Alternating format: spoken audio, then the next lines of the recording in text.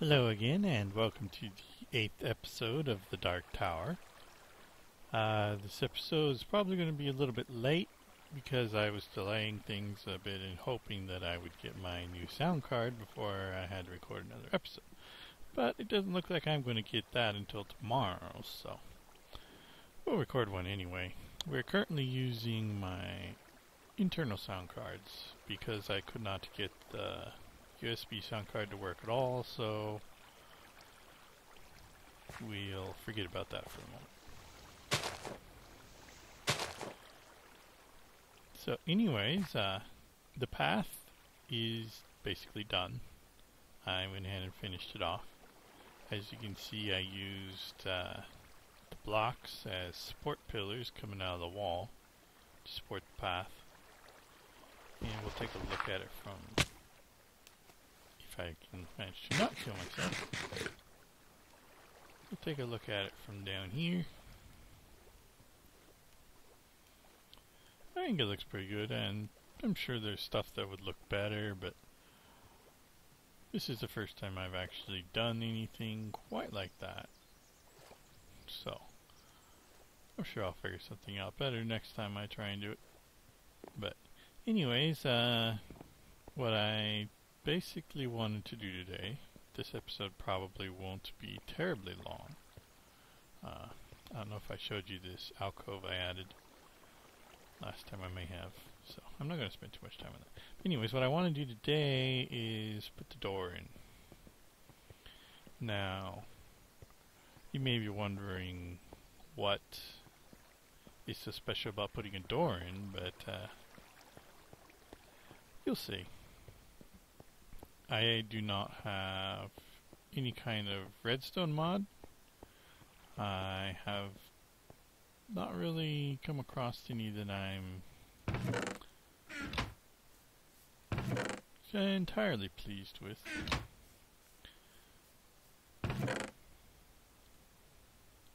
So, I'm going to be doing it with vanilla redstone, and I have obsidian pressure plates installed. See, we don't need all that stuff. So I'm going to be putting in iron doors, and I need a shovel.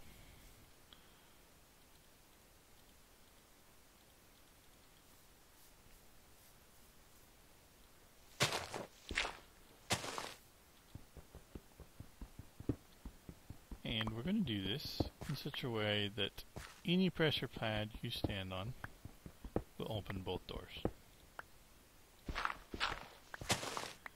Eventually I may replace this with a Thaumcraft door because I like the way they look, but unfortunately that would render any kind of redstone pressure plate system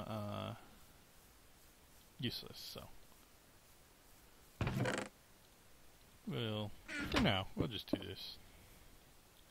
Since it's going to be a while before I have the necessary Thaumcraft stuff anyways. Now, interesting thing about redstone is if you do this and put a switch or something.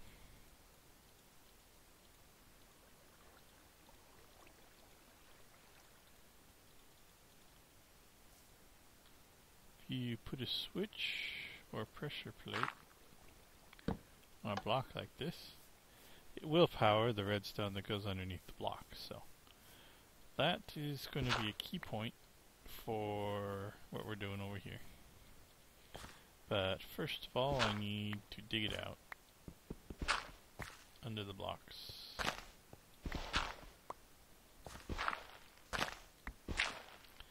Now, another thing that, another limitation we have is the fact that we must approach the block that the door is sitting on with a direct connection.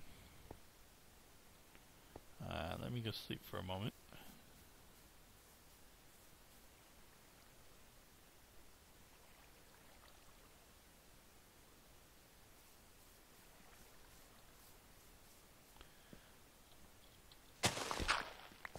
So, redstone under the door. Come around like so. Now we need this, we want this to be entirely under the wall so that it's completely self-contained. Now that isn't going to be a direct connection just yet, but if I add the dirt back in, you can see it wraps around and goes up into the direct connection with the door. Let me put the doors in.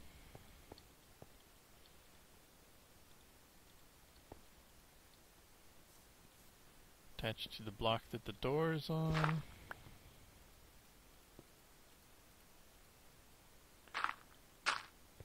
I need to put a real floor in my house.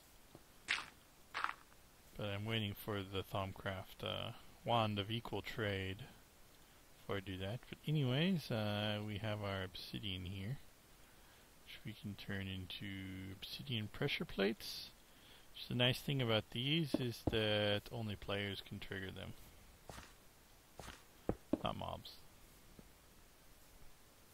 So if I stand on any one of these pressure plates, it opens both doors. No getting stuck on one door because only one door opened. And it's completely hidden under the floor. I have to put the blocks back, but here we go.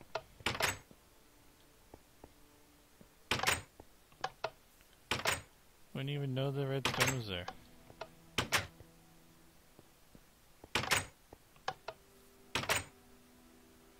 Anyways, that should keep the zombies out while I'm trying to sleep.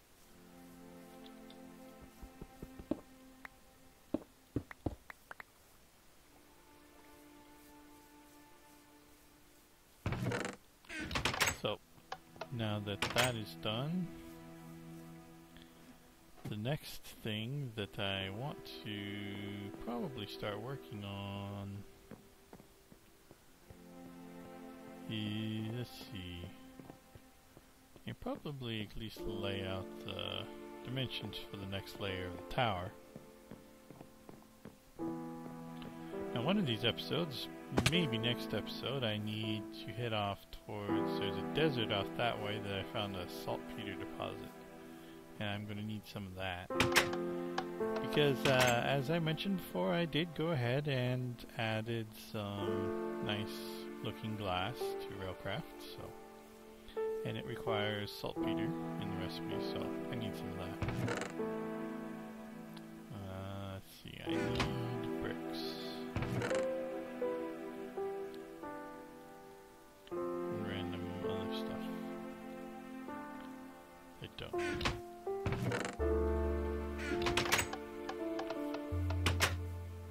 Now you can also make those obsidian pressure plates silent and basically invisible if you so wish.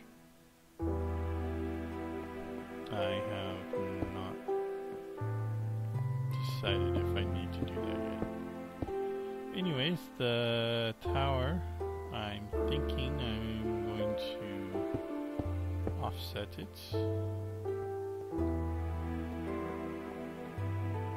But if I'm going to do that, the lower, this particular line of wood here needs to go away.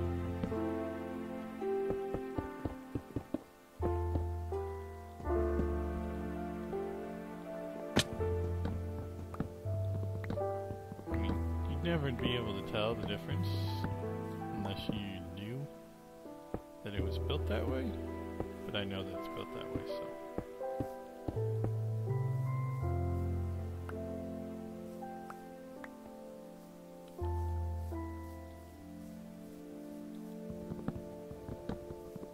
Now, I should probably actually want to do a zigzag pattern like I did in the lower level. I'm actually, I think that's wrong. I think I already have a zigzag pattern. I have to go up there and look.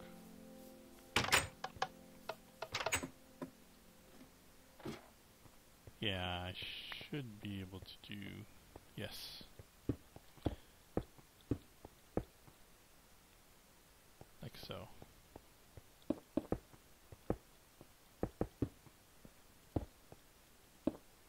Now, the level above the one that I'm currently building will probably be open to the air, and the clouds will be able to go through it. It'll basically be a bunch of pillars open to the air. Slightly dangerous because I just have to make sure I light it well, because of mob spawns, but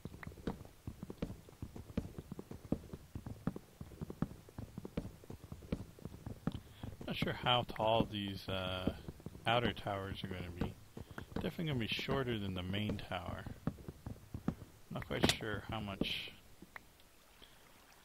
I have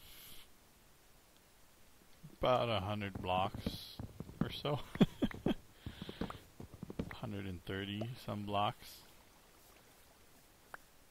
that I can work with before I hit the level cap.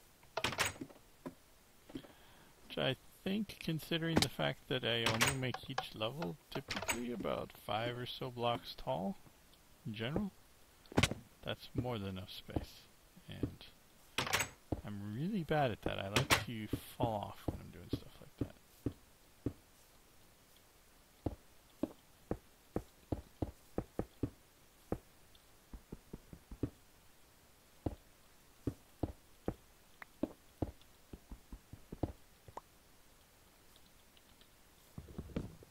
So we'll do it from down here.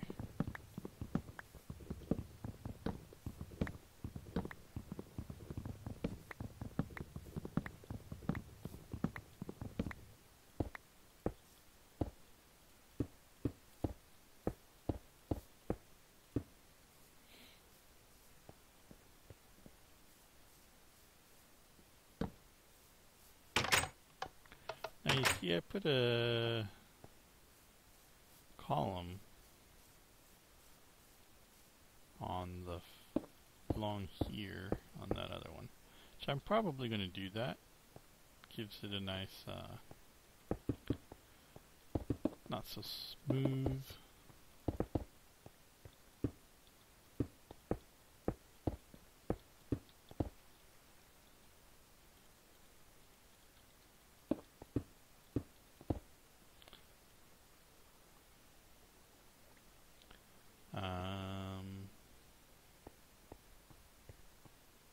At least a half decent chance that I actually want this particular layer to be glass from the bottom up, but I need to think on how I want to do that. If I want to do that, I actually, what I may do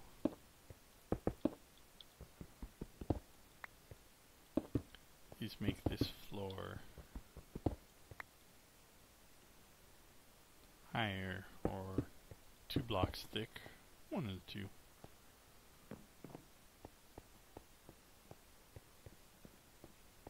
Probably higher.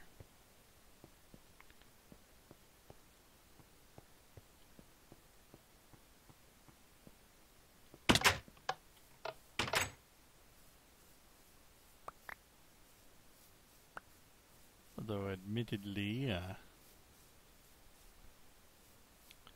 not a huge fan of 5 block tall ceilings, because it's difficult to reach the ceiling if you do that. It's a really weird noise. I don't think I've ever noticed that before, when you're breaking the ladders like that.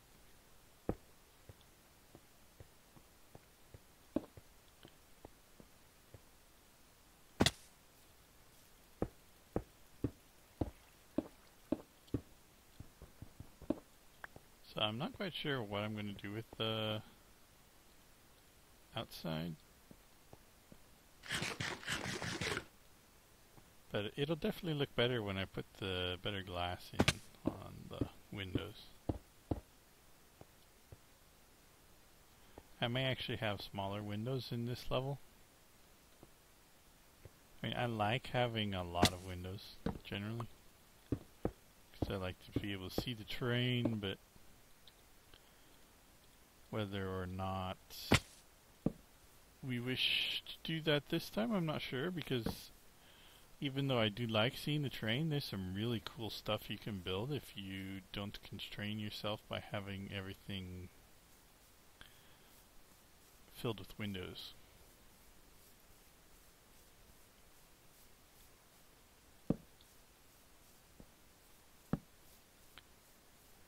Some torches out here help reduce mob spawns.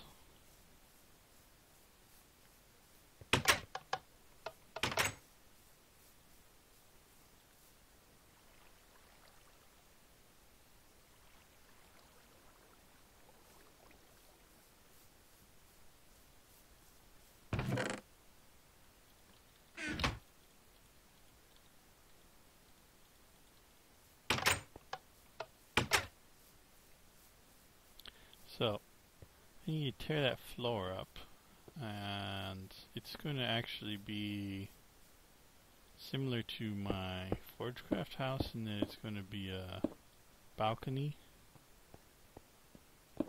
with a hole in the center. Now, I need to put a thing over here, but this is going to be fun.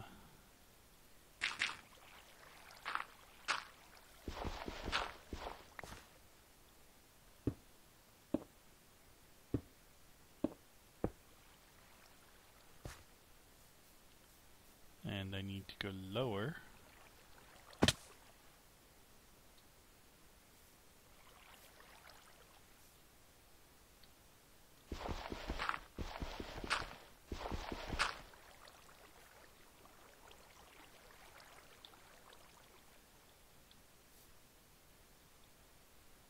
This is always slightly precarious. Prefer not to fall to my death. Again. Well, that first time was actually my fault because I did a swan dive off the cliff, thinking I'd hit the water. Apparently leaves are a lot harder than they look. That'll do.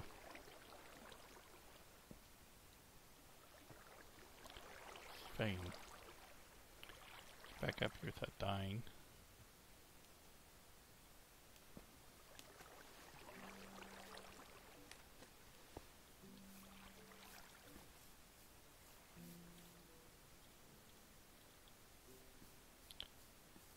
And ladder back up somewhere.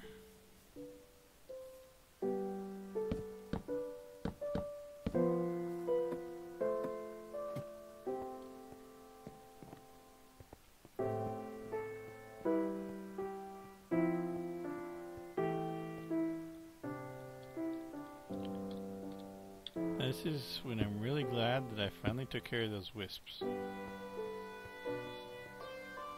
Apparently my cage over there is working, because I haven't seen a wisp in a very long time.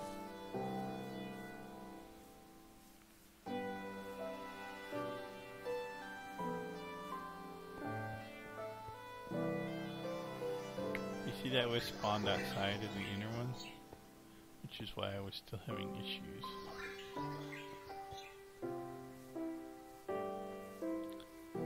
So anyways, not sure. Probably the next two levels of the tower may or may not go in. We'll see. Kind of want to make the towers tapered rather than sheer. But then you have to deal with how quickly you want it to taper and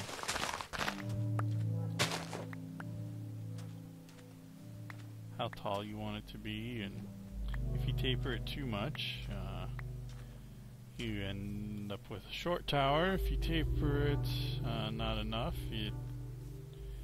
you end end up with a tower that's way too tall with too many useless rooms. Useless rooms being those where it takes just about the entire room just to build the staircase into the room because there's not enough room to do anything in it. I've only actually built one tower before. It was made out of red power 2 marble, and it was quite a bit smaller than this one. I housed my Thumbcraft laboratory in it. It was 4 levels tall, had an altar on the roof, and I think it only went in once on the second level. So it's a pretty sheer tower with a flat roof. It was on the very top of a mountain with a bridge going across the valley from my actual house. So it looked really cool. That was my world, my castle. I spent a lot of time on that world. So anyways, like I said, this episode is going to be a little bit on the shorter side, so I'll probably wrap it up here. You've got our door in, which is working great. And our path is finished, and next time I should hopefully have a new sound card, which should get rid of both the static and increase the volume a little. Or maybe a lot. I don't know. But I did notice that on the Buildcraft videos I did, the static is very bad. Which is unfortunate. But anyways, this has been episode 8 of the Dark Tower, and this is Covert Jaguar, and I will catch you next time.